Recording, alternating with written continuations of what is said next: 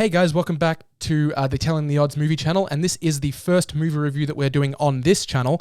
For those of you who may not know, I have done some movie reviews in the past on previous channels, but now that Michael and I have an audio-visual way of presenting our podcast, the Telling the Odds podcast, we wanted to bring the elements of movie reviews and that kind of thing, or that whole new cinema-related dynamic to the one channel. So we are starting that part of the channel's content with a review for Marvel Studios' Shang Chi. Shang Chi is directed by Daniel Cretton, and Shang Chi follows the title character, Shang, who is a regular guy living in San Francisco, California, who was originally trained from early childhood as a martial artist before leaving that life behind. But as secrets and family drama from his past creep back to haunt him as he's forced to embrace who he is forced to go head-to-head with the organization known as the Ten Rings. I was excited to see where this film would take us because it was kind of branching out to new parts of the MCU that we hadn't seen before. It was expanding the universe, involving new characters, new places, new destinations, new villains, that kind of thing. So I was really hoping that I would like Shang-Chi because it's a completely unknown character, so you have all the time in the world, essentially, to establish him as a name in this universe.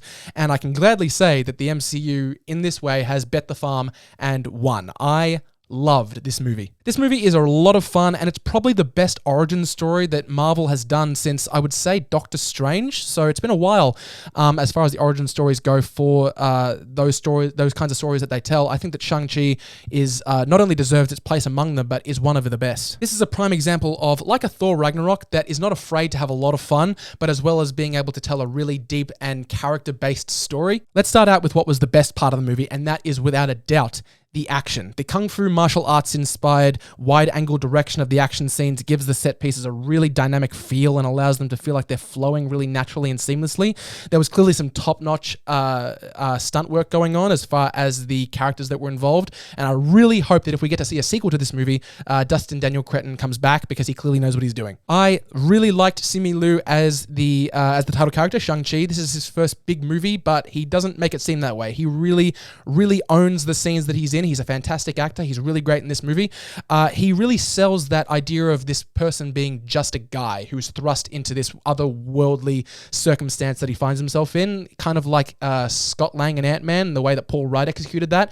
Simu Liu does that similarly in this movie, and it's pulled off really well. Awkwafina is also great as Shang-Chi's best friend, Katie. One of the greatest parts of this movie is their dynamic, and the best part about that dynamic is that they don't try to force a romance. This is set up from the very start as a very platonic relationship. These two characters have been friends for a long time, and there were a few times throughout this movie where I thought they were about to kind of squeeze in a romantic entanglement between the two, and I was really hoping they didn't, and they didn't. So that was fantastic. I was really happy that they stuck to their guns in that way. CGI is brilliant. The new corners of the MCU that it takes us to are fantastic. You really get a feeling that the universe is expanding after this movie, but the standouts by far in this movie are Mengha Zhang as Zhao Ling, who is Shang-Chi's sister. She was probably my favorite character in the movie because she is incredibly badass. She has some really rich character development. Her backstory is directly tied to her brother and the kind of shared family history that they have together, but the ways in which they kind of diverged despite having the same backstory was really interesting.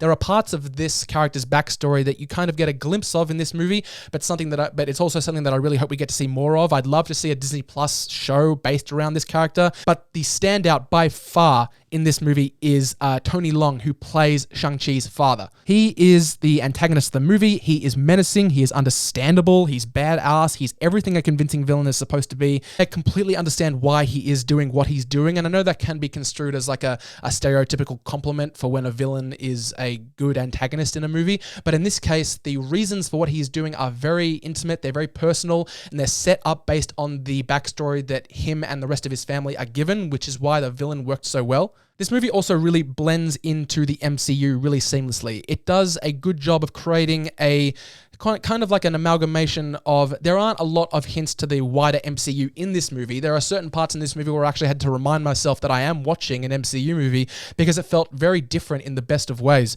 But there are also hints, Easter eggs, kind of clues, kind of things in the background that you can notice. So you can tell it's been tied into the MCU and there are references to it, but it's never driven by that, which is what the movie movies in this new phase of Marvel should be doing, and I think Shang-Chi has brought that off to a really good start. The ending, and this will kind of bring into my sort of faults about the film, but the ending has a lot of great parts to it. It is the typical CGI MCU climax with a faceless CGI army like the Chitauri or the Outriders in Infinity War. But the difference here, the reason that I wasn't bothered by that in this movie was much like the reason for why the villain is doing what he's doing.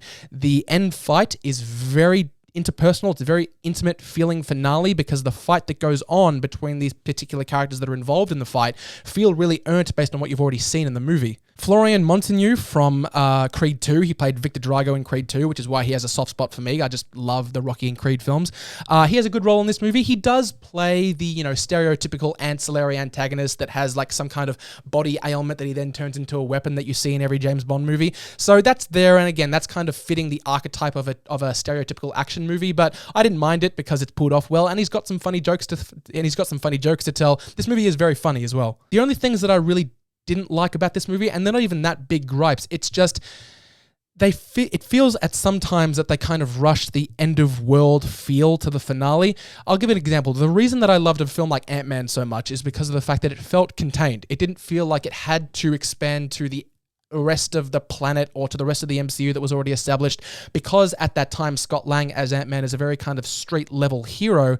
The consequences of if the villain wins in that movie aren't that bad. It's going to be bad if it continues to grow, but there's nothing that's incredibly drastic that's going to happen immediately if they fail. And that's why Ant-Man works, because he's a grounded and more standardized character in the MCU.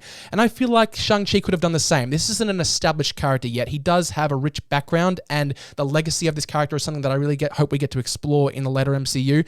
But I really would have liked it if the climactic events of this movie felt a little bit more contained. It felt like once the climax was done, they really said, oh, if we don't finish this, if we don't do this right, the world's going to end. I felt like those stakes weren't really earned as far as the scope of the movie that we were dealing with. The consequences, if this movie didn't go well for the protagonists, could have been more character-based and contained like some of the previous MCU films that have done that better. Also, as far as character depth goes, for the most part, it's well fleshed out. Most of the characters have some good backstory to them, and it relates to exactly what they do in the present day.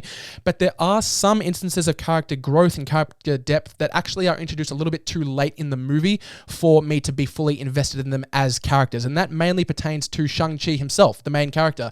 And it's really important that you do something like that right, because he is the protagonist. You do get his backstory, or at least the really juicy parts of his backstory that really relate to his father and why he feels he needs to stop him from what he's planning to do. Again, I won't give anything away because no spoilers. But those reasons are explained in flashbacks and that kind of thing, but they're explained about midway through the third act.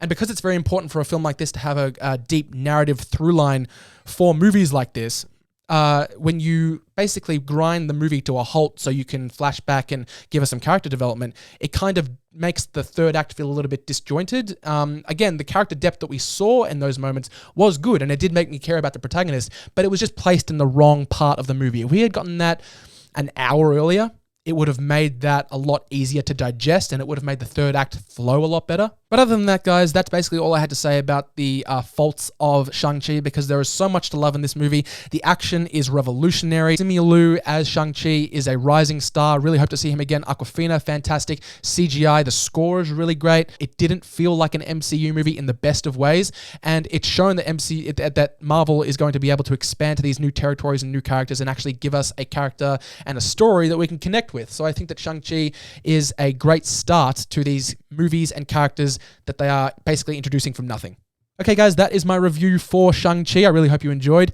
I'm going to have a review out for Eternals, the other MCU movie that's hitting the cultural zeitgeist at the moment, as well as the latest Tom Hanks film Finch that premiered on Apple Plus, as well as a film called Passing with Tessa Thompson and Ruth Negga that I'm really excited to talk about. Thanks a lot, guys, and we'll see you in the next video.